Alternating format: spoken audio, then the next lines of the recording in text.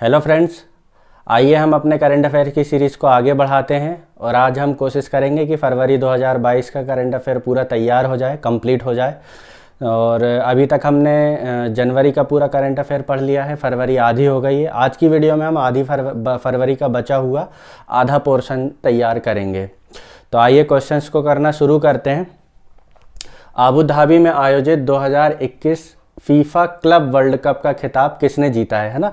तो फीफा के world cup दो तरीके के हैं, एक तो फीफा क्लब वर्ल्ड कप है और एक फीफा वर्ल्ड कप है। जो फीफा वर्ल्ड कप अभी चल रहा है, कतर में आयोजित हो रहा है। इससे पहले का जो फीफा वर्ल्ड कप है वो फ्रांस ने जीता था, अभी चल रहा है, अभी सेमीफाइनल होने वाले हैं। और क्लब वर्ल्ड कप की बात की जाए तो 2021 में जो आबू धाबी में आयोजित हुआ था वो चेल्सी ने जीता है। यदि हम क्लब वर्ल्ड कप की बात करें तो वो चेल्सी ने जीता है। ठीक है, यह 18वां संस्करण था फीफा क्लब वर्ल्ड कप का, यह 18वां संस्करण था।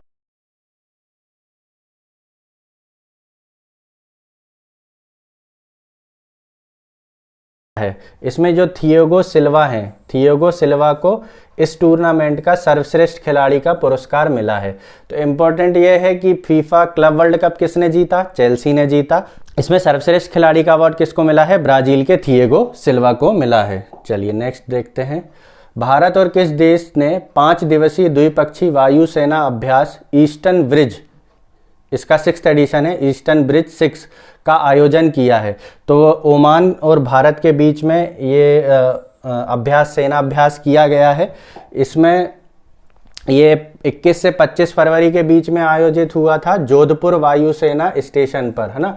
तो ये भी आ सकता है कि ईस्टर्न ब्रिज 6 का आयोजन कहाँ हुआ, तो आयोजन कहाँ हुआ है, जोधपुर वायुसेना स्टेशन में हुआ है। कौन सा संस्करण था, 6वां संस्करण था। कब आयोजित हुआ है, 21 से 25 फरवरी के बीच में। किस किस के बीच आयोजित हुआ है, तो भारतीय वायुसेना और royal air force of Oman, है ना। ओमान की एयरफोर्स का नाम क्या है, royal air force of Oman, RAFO। कौन सा विश्वविद्यालय NBA मान्यता प्राप्त करने वाला भारत का पहला विश्वविद्यालय बन गया है, तो NBA का मतलब है नेशनल बोर्ड ऑफ एक्रीडिटेशन, है ना। तो चंडीगढ़ विश्वविद्यालय जो है वो भारत का पहला विश्वविद्यालय NBA मान्यता प्राप्त करने वाला बन गया है। ये इम्पोर्टेंट इसलिए है क्योंकि ये पूरे भारत में देश का एकमात्र ऐसा विश्वविद्यालय है जो NAAC+ और NVA दोनों मान्यताएं इसको प्राप्त हैं। NAAC+ कैटेगरी में और NBA दोनों मान्यता प्राप्त करने वाला भारत का पहला विश्वविद्यालय, ये फर्स्ट यूनिवर्सिटी है जो जिसके पास NAAC और NBA दोनों की मान्यता प्राप्त है ना, इसलिए ये इंपॉर्टेंट था। शतरंज टूर्नामेंट एयरथिंग मास्टर्स के 8वें दौर में विश्व के नंबर 1 मैग्नस कार्लसन को हराने वाले सबसे युवा खिलाड़ी कौन बने। ये है मैग्नस कार्लसन, है ना। ये एक बहुत ही बेहतरीन चेस खिलाड़ी हैं, अभी दुनिया में नंबर 1 पर है, इन्हें हराना काफ़ी मुश्किल है। लेकिन हमारे भारत के एक बहुत ही युवा खिलाड़ी R प्रज्ञानंद, है ना, R प्रज्ञानंद ने इन्हें हरा दिया है ना। ये R प्रज्ञानंद, इसका आंसर है R प्रज्ञानंद। एक बहुत ही यंग खिलाड़ी ने इन्हें हरा दिया है और ये हराने वाले सबसे युवा खिलाड़ी बने हैं। इससे पहले भारत के विश्वनाथन आनंद और प्री हरिकृष्णा ही कार्लसन को हरा पाए थे। हाल ही में बेटी बचाओ बेटी पढ़ाओ का ब्रांड एम्बेसडर किसे बनाया गया, तो तनिष्का कोटिया और राधिका कोटिया दोनों बहनें हैं ये, है ना। तनिष्का कोटिया जो है वो चेस खिलाड़ी हैं, शतरंज की खिलाड़ी हैं। इन दोनों बहनों को बेटी बचाओ बेटी पढ़ाओ का ब्रांड एम्बेसडर बनाया गया है। ये है दोनों बहनें, है ना, ये शतरंज की खिलाड़ी हैं। इन दोनों बहनों को बेटी बचाओ बेटी पढ़ाओ का ब्रांड एम्बेसडर बनाया गया है। इन्होंने विश्व अंडर 16 श्रेणी में विश्व शतरंज महासंघ रैंकिंग में देश में दूसरे स्थान पर हैं तनिष्का कोटिया, है ना, तनिष्का कोटिया। ठीक है। हाल ही में बीजिंग विंटर ओलंपिक का समापन हो गया, इसमें पहले स्थान पर कौन सा देश रहा, तो बीजिंग विंटर ओलंपिक की बात की जाए तो विंटर ओलंपिक में पहले स्थान पर रहा है नॉर्वे, और विंटर पैरालंपिक्स की बात की जाए तो उसमें रहा है चाइना, है ना। चाइना एकमात्र ऐसा देश है जहां पर विंटर ओलंपिक और समर ओलंपिक दोनों आयोजित की गए हैं। विंटर ओलंपिक 2022 में आयोजित हो रहे हैं, ठीक है, और समर ओलंपिक 2008 में बीजिंग में आयोजित हुए थे। तो दुनिया का एकमात्र ऐसा देश है चाइना जहां पर विंटर ओलंपिक और समर ओलंपिक दोनों आयोजित किए गए हैं, ठीक है। नॉर्वे पहले स्थान पर रहा है, नॉर्वे पहले स्थान पर रहा है ना। 16 स्वर्ण पदकों के साथ बीजिंग शीतकालीन ओलंपिक खेलों का आयोजन हुआ है चाइना में, और अगले खेल इसके 2026 में होंगे। कहाँ पर होंगे? मिलान और कार्टिना डी, है ना, मिलान और कार्टिना डी एम्पेजो में होंगे। हाँ, अगर हम पदक तालिका की बात करें तो पदक तालिका में विंटर ओलंपिक खेलों में नॉर्वे पहले स्थान पर रहा है, और विंटर पैरालंपिक खेलों में चाइना पहले स्थान पर रहा है, ठीक है। पैरालंपिक्स का भी पूछ सकता है, तो इसलिए मैंने इसमें दोनों फैक्ट डाल दिए हैं। Vedanta limited Cairn oil and gas में निम्न में से कहाँ तेल की खोज हुई है? तो बाड़मेर राजस्थान में वेदांता लिमिटेड ने तेल की खोज की है, ठीक है। बाड़मेर राजस्थान में वेदांता लिमिटेड ने तेल की खोज की है, और इस खोज का नाम उन्होंने दिया है दुर्गा। इसलिए इम्पोर्टेंट है ये, है ना। जब कुछ अलग से इसे नामकरण हो जाता है, कुछ हो जाता है, तो फिर वो चीज़ें हाईलाइट हो जाती हैं, और ऐसी हाईलाइटेड चीज़ें जो हैं एग्जाम में पूछी जाती हैं। क्यों? वो जैसे किसी भी एग्जाम का आप सिलेबस पढ़ोगे तो सिलेबस में लिखा रहता है जनरल अवेयरनेस। अवेयरनेस का मतलब कि आप कितने अवेयर हैं आपके आसपास के माहौल से। तो जब ये वेदांता लिमिटेड ने इसकी खोज की थी और इसका नाम दुर्गा दिया था, तो ये काफ़ी हाईलाइटेड थी। तो जो भी अवेयर बंदा होगा, जो अवेयर इंसान होगा, वो इसके बारे में जानकारी जरूर इकट्ठी करेगा कि ये दुर्गा है क्या, है ना। तो बाड़मेर में राजस्थान में वेदांता लिमिटेड ने ऑयल की खोज की, इसलिए ये यहाँ पर ये क्वेश्चन हमारा बनता है। तो इस तरीके से क्वेश्चन तैयार किए जाते हैं। आगे भी हम इसमें मार्च अप्रैल सारे करंट अफेयर को तैयार करेंगे। अभी हम फरवरी का आज कंप्लीट हो जाएगा, तो आप चैनल को सब्सक्राइब कर लो, कंटेंट आपको अच्छा मिलता रहेगा, ठीक है। चलिए नेक्स्ट क्वेश्चन करते हैं। भारत सरकार ने पहली बार किस देश में भारतीय प्रौद्योगिकी संस्थान की शाखा स्थापित करने का निर्णय लिया है? ना, तो भारतीय प्रौद्योगिकी संस्थान आईआईटी आप लोग काफी ज्यादा सुनते हो, तो ये आईआईटी ही है, भारतीय प्रौद्योगिकी संस्थान, है ना। यहाँ पर ये कहाँ पे बना रहा है अपना पहला? यूएई में बना रहा है ना। आईआईटी भारत के बाहर पहली बार किसी देश में अपनी एक संस्था खोल रहा है, और वो कहाँ पर खोल रहा है? दुबई में, यूएई में खोल रहा है। मतलब हमारे आईआईटी जो है दुबई में इसकी स्थापना होगी, दुबई में एक नए आईआईटी की स्थापना होगी, ठीक है। म्यूजियम ऑफ द फ्यूचर, जिसे दुनिया की सबसे सुंदर इमारत कहा जा रहा है, कहाँ पर स्थित है ना। तो दुनिया की सबसे खूबसूरत इमारत म्यूजियम ऑफ द फ्यूचर का नाम दिया है इसको, म्यूजियम ऑफ द फ्यूचर नाम दिया गया है। ये इमारतों के शहर कहाँ पर? दुबई में स्थापित की जा रही है। दुबई में वैसे भी बुर्ज खलीफा और भी बहुत सारी इमारतें हैं ऐसी जो स्थापित हैं पहले से, वहीं पर म्यूजियम ऑफ द फ्यूचर को भी स्थापित किया जा रहा है। यदि इसकी लंबाई की बात करें तो ये 77 मीटर ऊंची होगी, ठीक है ना। स्टेनलेस स्टील की बनी हुई है पूरी, और यहाँ रोबोट के इस्तेमाल से निर्मित 1024 कलाकृतियाँ रखी गई हैं। तो कलाकृतियाँ रखी गई हैं, इसलिए ये क्या है? खूबसूरत, एक बहुत ही खूबसूरत इमारत है। 22 फरवरी 2022 को युवा गणितज्ञों के लिए रामानुजन पुरस्कार 2021 से किसे सम्मानित किया गया है ना। तो 2022 का 2021 में दिया गया है, ये नीना गुप्ता जी को दिया गया है। ये काफ़ी युवा गणितज्ञ हैं, ठीक है। इन पुरस्कारों की बात की जाए तो ये पुरस्कार 2004 में स्थापित किए गए थे, और पहली बार 2005 में प्रदान किया गया था ना। ये भारतीय गणितज्ञ श्रीनिवास रामानुजन के नाम पर ये पुरस्कार दिए जाते हैं।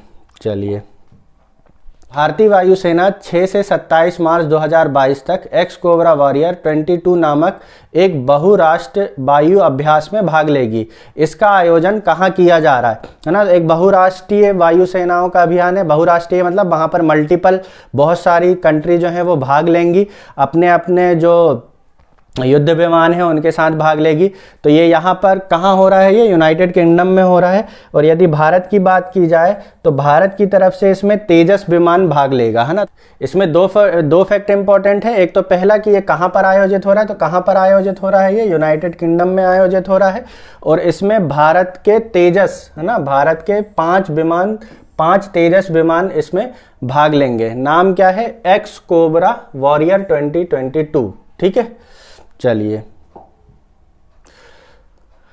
हाँ, और अगर एक और अभ्यास की बात की जाए तो भारत अपना नौसेना में बहुराष्ट्रीय अभ्यास कर रहा है ना, भारत में हो रहा है। वो भारत में कहाँ हो रहा है, विशाखापट्टनम में हो रहा है ना। इसमें भी मल्टीपल कंट्री जो है वो भाग लेंगी। उसका नाम क्या रखा है, मिलन 2022, ठीक है, मिलन 2022। विराट कोहली और मार्टिन गप्टिल को पीछे छोड़कर T20 अंतर्राष्ट्रीय क्रिकेट में सबसे ज़्यादा रन बनाने वाले पहले खिलाड़ी कौन बने हैं। अच्छा, मतलब अभी तो ये चेंज हो गए हैं। अभी रोहित शर्मा, पहले विराट कोहली और मार्टिन गप्टिल को छोड़ के रोहित शर्मा आगे आ गए थे। अभी रोहित शर्मा को छोड़ के दोबारा विराट कोहली नंबर 1 पे आ गए। तो एट प्रेजेंट सबसे ज़्यादा रन T20 आई क्रिकेट में विराट कोहली के हैं। वैसे नहीं आएगा, घुमा फिरा के भी कैसे भी पूछेगा तो ये फैक्ट नहीं आएगा, यही आएगा। तो विराट कोहली हैं अभी सबसे ज़्यादा रन, है ना, अगर पूछता भी है तो। हाल ही में IDBI बैंक का MD और CEO किसे नियुक्त किया गया है। तो IDBI बैंक का MD एंड CEO किसको नियुक्त किया गया है, राकेश शर्मा को नियुक्त किया गया है ना। ठीक है, इसके बाद में कोई नहीं है इंपॉर्टेंट फैक्ट इसका। विश्व के नंबर 1 टेनिस खिलाड़ी कौन बन गए, है ना। तो ये भी पुराना फैक्ट हो गया है। विश्व के नंबर 1 खिलाड़ी उस समय पर इसका आंसर था दानिल मेदवेदेव, है ना। लेकिन अभी क्या है, अभी ये चेंज हो गए हैं। अभी नंबर 1 खिलाड़ी अभी हमने देखा था, जो जनवरी वाले करंट अफेयर में मैंने आपको बताया था, सारे grand slam, Australian open, US open, French open, है ना, विंबलडन, ये सारों के मैंने विजेताओं के नाम बताया था आपको। प्लस अभी प्रेजेंट में नंबर 1 कौन है, तो कार्लोस अभी नंबर 1 पे चल रहे हैं, स्पेन के कार्लोस, ठीक है। ये है अभी फिलहाल की कंडीशन में, करंट में कार्लोस एल्कारेज, ठीक है। कार्लोस एल्कारेज जो हैं वो अभी नंबर 1 पर चल रहे हैं। नंबर 2 की बात की जाए तो राफेल नडाल चल रहे हैं ना। और अगर वुमेन्स की बात की जाए तो इवाना स्वास्तिक जो है वो नंबर 1 पे चल रही हैं, ठीक है। भारत और जापान 27 फरवरी से 10 मार्च तक किस संयुक्त सैन्य अभ्यास का आयोजन करेंगे। तो भारत और जापान जो है वो धर्मगोर्जियन 2022 का आयोजन करेगा, ठीक है। भारत और जापान के बीच में धर्मगोर्जियन नाम से सैन्य अभ्यास किया जाएगा, है ना। कर्नाटका के बेलगांव में इसका आयोजन किया जाएगा। एक फैक्ट ये इंपॉर्टेंट है कि कर्नाटक के बेलगांव में धर्मगोर्जियन 2022 का आयोजन किया जाएगा। और ये किन देशों के बीच में हो रहा है, भारत और Japan. US chambers of commerce द्वारा जारी अंतर्राष्ट्रीय बौद्धिक संपदा, है ना, बौद्धिक संपदा का मतलब होता है इंटेलेक्चुअल प्रॉपर्टी संपदा सूचकांक 2022 में भारत का कौन सा स्थान है। तो भारत का इसमें 43वां स्थान है, ठीक है। नंबर 1 पे बात की जाए तो अमेरिका है इसमें, ठीक है। नंबर 1 पे अमेरिका है, नंबर 2 पे यूनाइटेड किंगडम है, नंबर 3 पे जर्मनी, नंबर 4 पे स्वीडन और नंबर 5 पे फ्रांस। तो इंपॉर्टेंट ये है कि नंबर 1 पे कौन है इंटेलेक्चुअल प्रॉपर्टी इंडेक्स में। इंटेलेक्चुअल प्रॉपर्टी इंडेक्स में नंबर 1 पे है यूनाइटेड स्टेट। और इंडिया की बात की जाए तो इंडिया 43rd, है ना, 43वें नंबर पर है। हाल ही में यूक्रेन से भारतीय नागरिकों को निकालने के लिए किस अभियान की शुरुआत की गई है ना। तो सबको पता है ये ऑपरेशन गंगा, काफ़ी इंपॉर्टेंट है ये। रसिया और यूक्रेन का जो युद्ध चल रहा है वहाँ पर करीब 20,000 भारतीय फंसे हुए थे आंकड़ों के अनुसार। और उसमें से केवल 4,000 को ही वापस लाया गया, और वो भी किसके द्वारा लाया गया है, ऑपरेशन गंगा के द्वारा लाया गया है भारत, वहाँ से भारतीयों को, जिसमें से ज़्यादातर छात्र हैं, ठीक है। तो 20,000 लोग थे जिसमें से 4,000 लोगों को वापस ले आया गया है। अभी भी 16,000 लोग वहां पर फंसे हुए हैं। राष्ट्रपति जो बाइडेन ने अमेरिकी सुप्रीम कोर्ट की किस पहली अश्वेत महिला के नाम को मंजूरी दी है ना।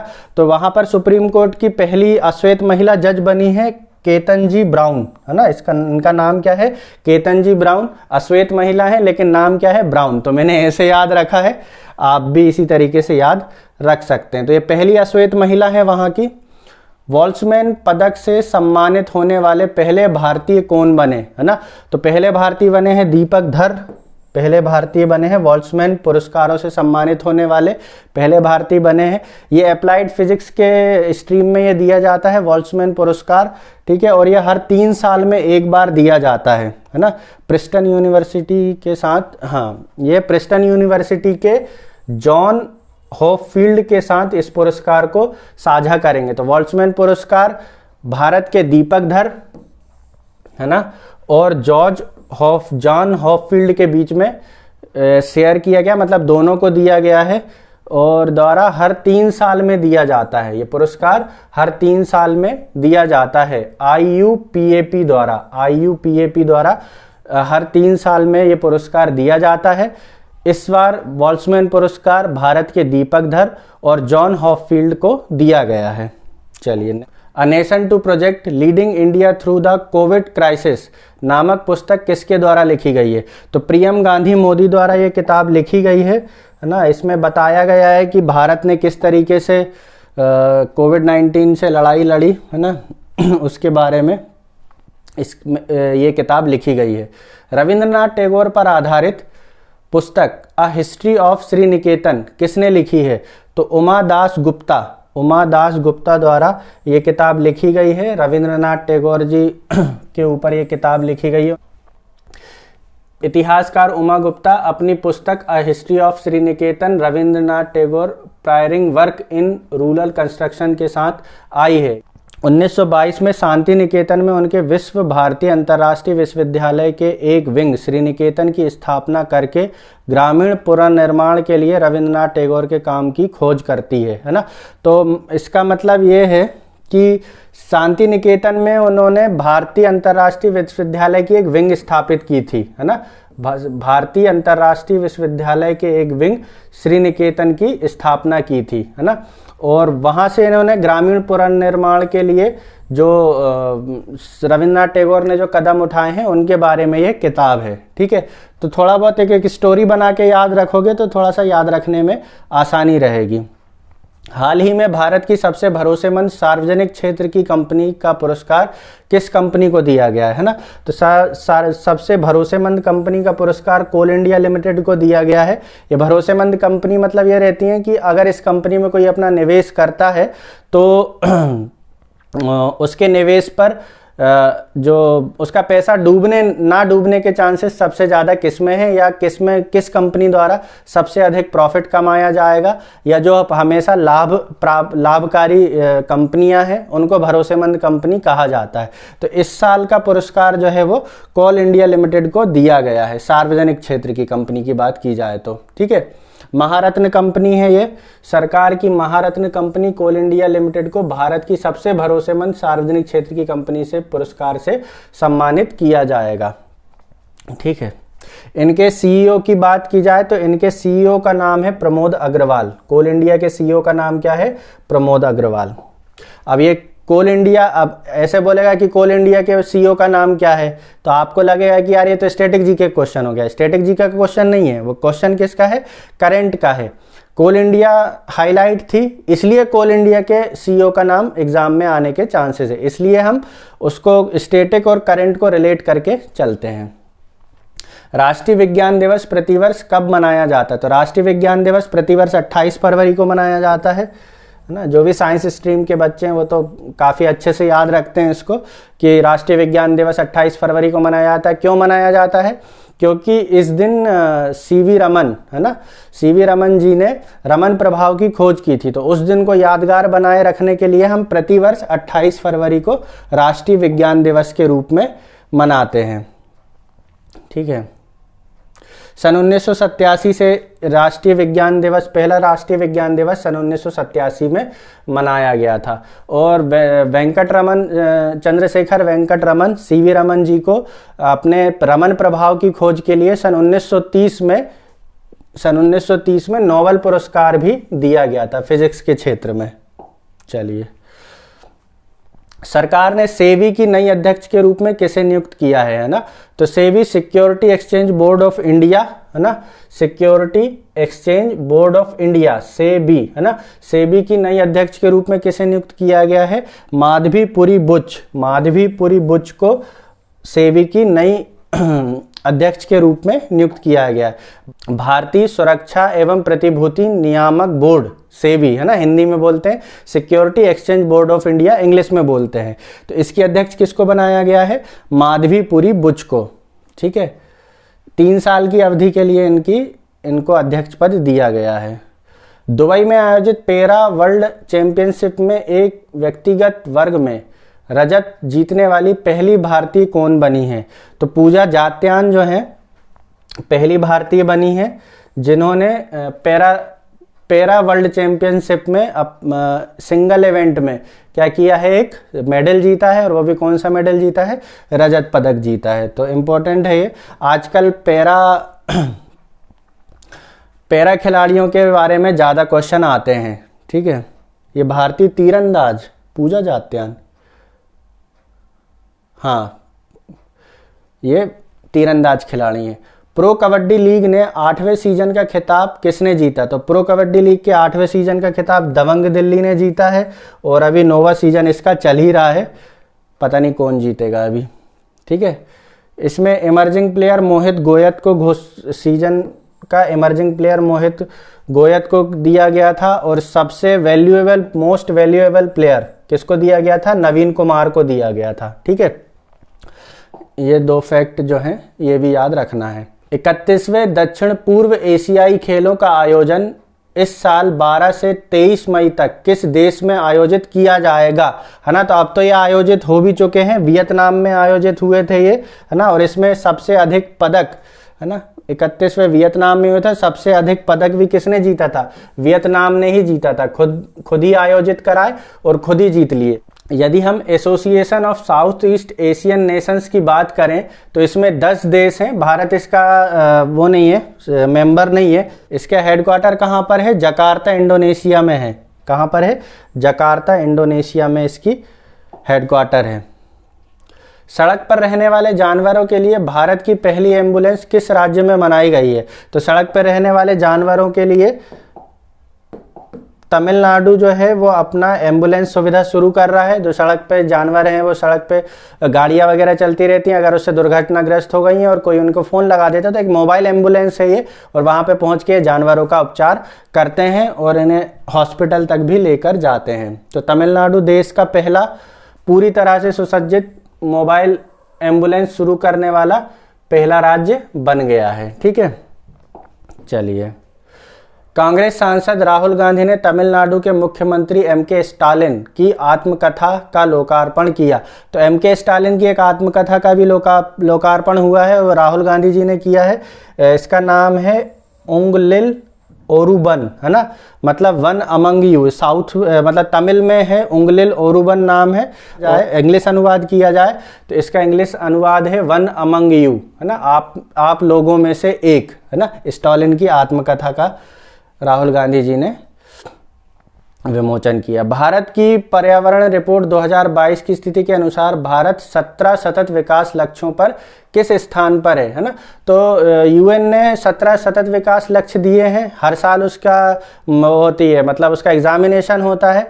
तो पिछले साल भारत 117वें स्थान पर था और फिसल के अब हम कहाँ पहुँच गए हैं, 120वें नंबर पर पहुँच गए हैं। तो पिछले वर्ष की बात की जाए तो पिछले वर्ष हम थे 117वें स्थान पर, लेकिन अभी कौन से स्थान पर है, 120वें स्थान पर है। तो 2022 की रिपोर्ट की बात की जाए तो अभी हम कहाँ पर हैं, 120वें स्थान पर हम हैं। ठीक है, 2030 के एजेंडे को ध्यान में रखते हुए 2030 के एजेंडे के तौर पर संयुक्त राष्ट्र ने 152 देशों द्वारा 2015 में अपनाए गए 17 सतत विकास लक्ष्यों के मामले में पिछले वर्ष के 117वें स्थान से कहां पहुंच गए, हम 120वें स्थान पर हैं। तो क्वेश्चन ये भी बन सकता है कि 17 सतत विकास का लक्ष्य किस वर्ष तक प्राप्त करना है, 2030 तक प्राप्त करना है। इसकी शुरुआत कब से हुई है, तो इसकी शुरुआत हुई है 2015 से। भारत पिछले साल 117वें स्थान पर था, अभी 120वें स्थान पर है। 3-4 फैक्ट हैं इसमें। और यदि भारत की बात की जाए तो ये जो 17 सतत विकास लक्ष्य जो हैं हमारे, इसमें केरल सबसे अग्रणी राज्य है। ठीक है, केरल में सबसे सही तरीके से इसको इम्प्लीमेंट किया जा रहा है। चलिए, विश्व वन्यजीव दिवस प्रतिवर्ष कब मनाया जाता है? तो विश्व वन्यजीव प्रतिवर्ष 3 मार्च को मनाया जाता है। यहाँ से हमारा मार्च का करंट अफेयर शुरू हो गया है। तो आज के लिए इतना ही। कल हम अपनी वीडियो में मार्च के करंट अफेयर आधा मार्च या फिर 1/3 जो भी हो पाएगा, आधे घंटे करीब की वीडियो में उसको कवर करने की कोशिश करेंगे। और धीरे धीरे हम पूरे साल का करंट अफेयर तैयार करेंगे। जब भी आपके एग्ज़ाम होने वाले हैं, मतलब जो भी एग्ज़ाम अभी होने वाले हैं, अभी दिसंबर जनवरी में मोस्टली कोई एग्ज़ाम उतना है नहीं है, फरवरी मार्च में एग्ज़ाम होना है। तो 1 से 1.5 महीने के अंदर हम सारा करंट अफेयर, इस साल का सारा करंट अफेयर जो है तैयार हमारा हो जाएगा। अभी कंटेंट जो है वो मेरा जून जुलाई तक तैयार है और धीरे धीरे जैसे समय बीत रहा है मैं कंटेंट भी तैयार कराते जा रहा हूँ, आपके पीछे से पढ़ाते भी जा रहा हूँ। तो प्लीज़ आप लोग चैनल को सब्सक्राइब कर लीजिए ताकि ये नया कंटेंट जो है आपको मिलता रहे। पूरे साल का करंट अफेयर इसमें मैं कवर कराऊंगा इस सीरीज़ में। Thank you.